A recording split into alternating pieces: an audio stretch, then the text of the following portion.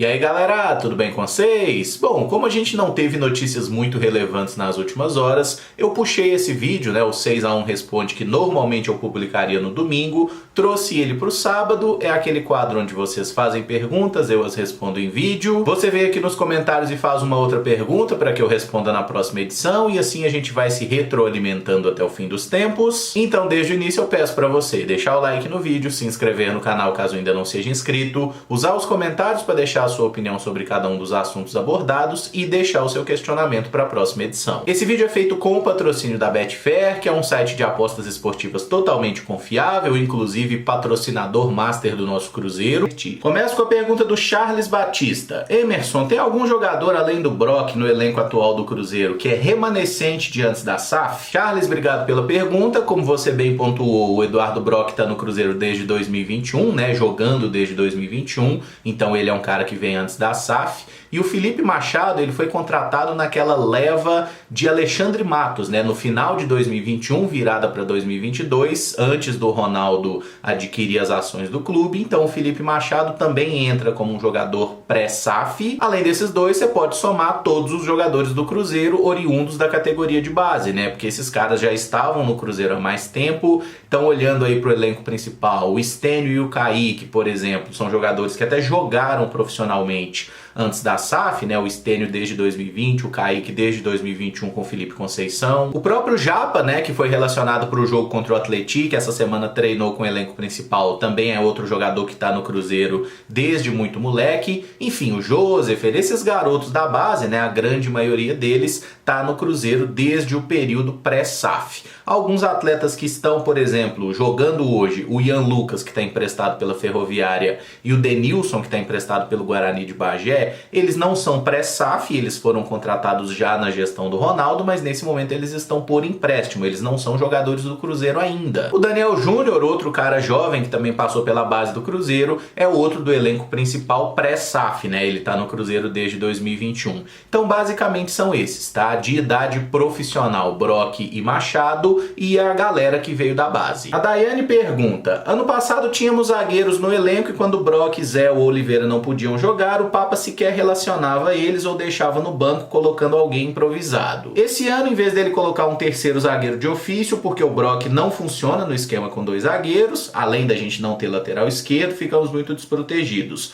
Por que o técnico não dá chance para outros zagueiros? Daiane, obrigado pela pergunta. Esse é um questionamento que eu também me fiz diversas oportunidades no ano passado, continuo me fazendo esse ano, e a única resposta que eu consigo achar de uma forma minimamente efetiva é que o Pessolano não confia nos outros zagueiros que ele tem no plantel. Basicamente é isso, tá? Porque ano passado a gente tinha Zé Oliveira e Eduardo Brock, formavam ali o trio de zaga sempre que possível. Não tendo um dos três, o Pessolano normalmente recuava um jogador que poderia ser o Giovanni Jesus, que é zagueiro ou lateral direito, foi lá para os Estados Unidos, mas jogou muitas vezes como zagueiro pelo lado direito, e o próprio Felipe Machado fez esse papel em diversas oportunidades. E na última temporada o Cruzeiro tinha o Wagner Leonardo, que era um zagueiro canhoto que fez apenas 6 partidas pelo Cruzeiro, e na minha opinião, pelo menos, quando jogou, ele não foi mal, tá? Eu acho que é um jogador que foi pouco aproveitado pelo Pessolano.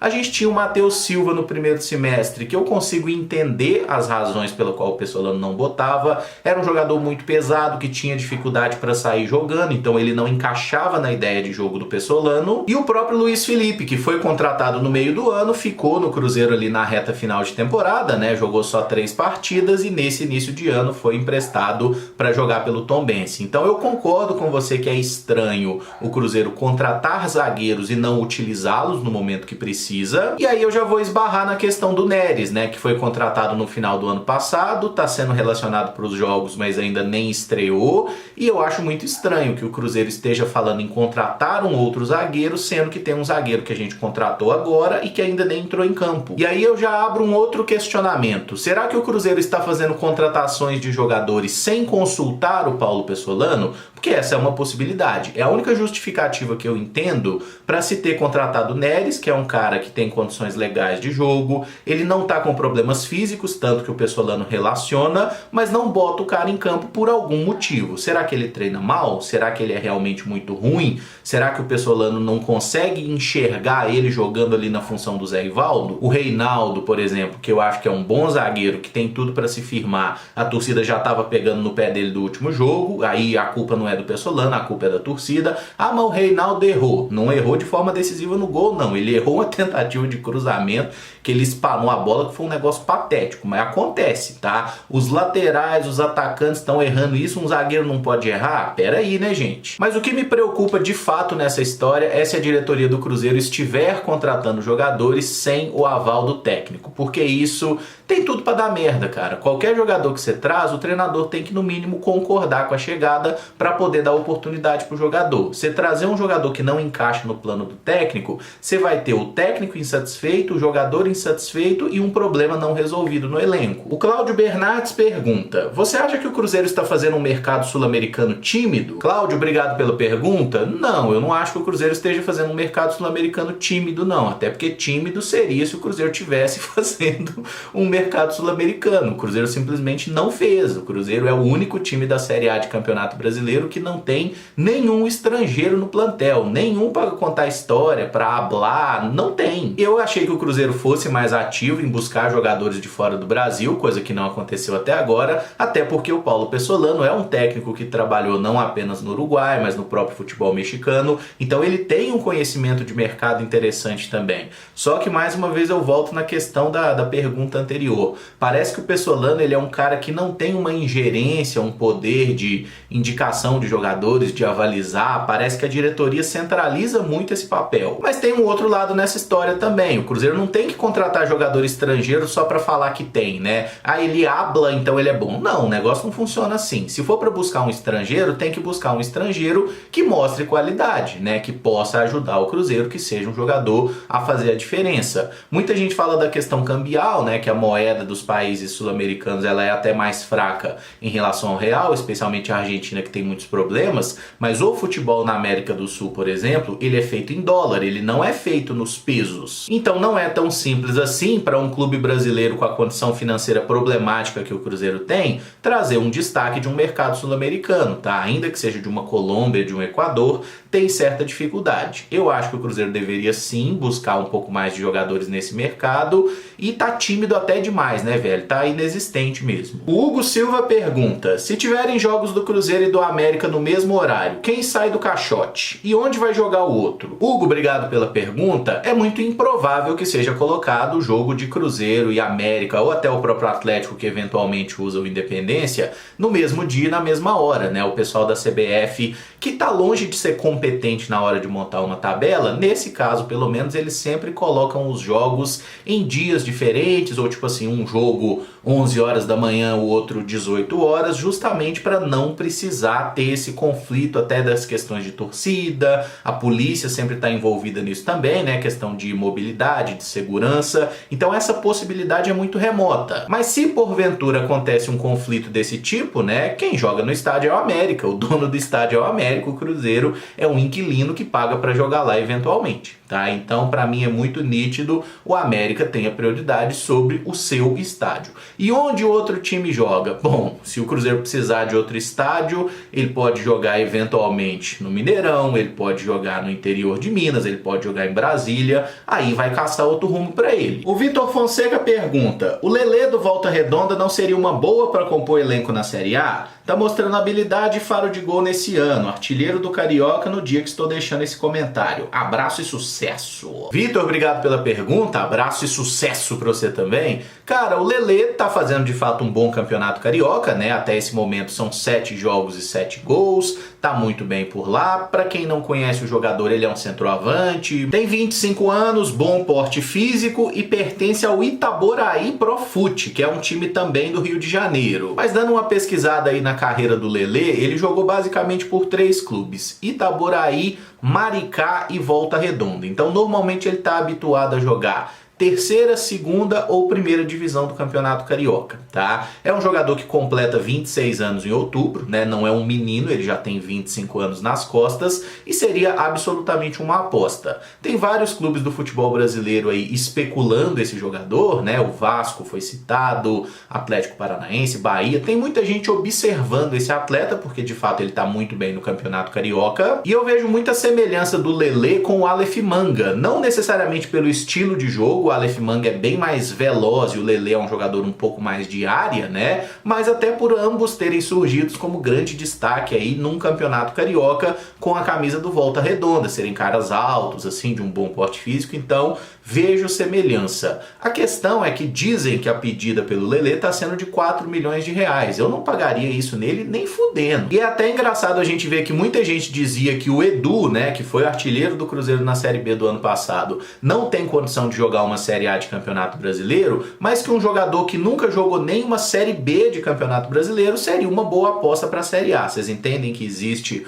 uma incoerência nesse caso? Então, assim, eu acho que o Lelê seria eventualmente uma aposta, tipo assim, tem como trazer empréstimo com opção de compra até o final do ano. Nesse caso, eu não acho que seria um absurdo, até porque a gente trouxe Juan Christian, Rafael Bilu, jogadores que fizeram menos. Tá fazendo um bom campeonato carioca? Legal, isso não significa que vai aguentar jogar num nível mais alto, né? Em última análise, se for pra gente apostar em um centroavante, o Edu pode ser que retorne no meio do ano, até porque a gente não sabe se o Diba vai comprá-lo, né? Até esse momento, o Edu tem 3 jogos e 2 gols lá no Diba, mas o time perdeu todas, então a chance de rebaixamento é muito grande. Então eu não contrataria o Lelê, tá? Mas se vier uma aposta válida, a gente torceria para que ele jogue bem. O Spencer Xavier Feliciano: Moisés, ex-América e Palmeiras, seria uma boa pro Cruzeiro? Tem alguma possibilidade? Spencer, obrigado pela pergunta. Eu gosto demais do futebol do Moisés, cara, assim, desde a época de América, né, que ele era ali um segundo volante, terceiro homem de meio campo.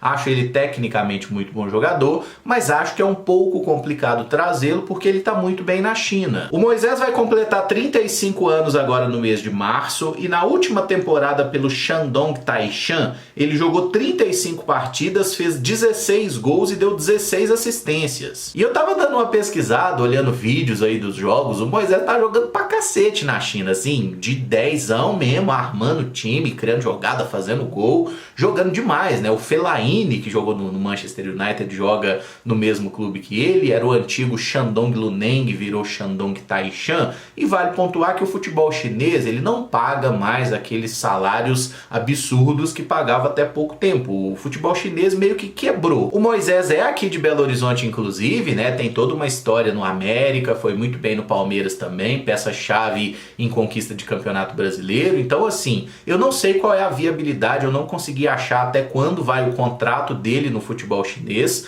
mas ele tá jogando lá no Shandong e tá muito bem, como eu citei, né? Então, assim, a intenção do clube certamente é mantê-lo por lá, mas se fosse uma contratação financeiramente possível, eu contrataria o Moisés pro Cruzeiro sim, porque eu acho ele muito bom de bola. É claro que tem essa questão da idade avançada, ele demandaria uma certa readaptação ao futebol brasileiro, que é muito mais competitivo que o chinês, e assim, os 3 primeiros anos do Moisés na China foram muito discretos. Essa temporada última, 2022, que ele realmente arrebentou com tudo, tá? Mas até então era um jogador bem discreto lá na China e agora vingou. Eu gosto muito do futebol dele por lembranças passadas, eu não tô acompanhando os jogos do Shandong Taishan, mas acho que o Moisés tecnicamente é um bom jogador e é um cara diferente, né? É um tipo de jogador que a gente não tem no elenco. E o Felipe Nogueira pergunta: Emerson, o que determina o salário de um jogador? Felipe, obrigado pela pergunta. Basicamente é a negociação entre as partes, tá? É a negociação entre o clube e o atleta. Normalmente o jogador tem os seus representantes, né? O seu empresário, e é essa negociação que determina o salário do atleta, tá? Não existe nenhum tipo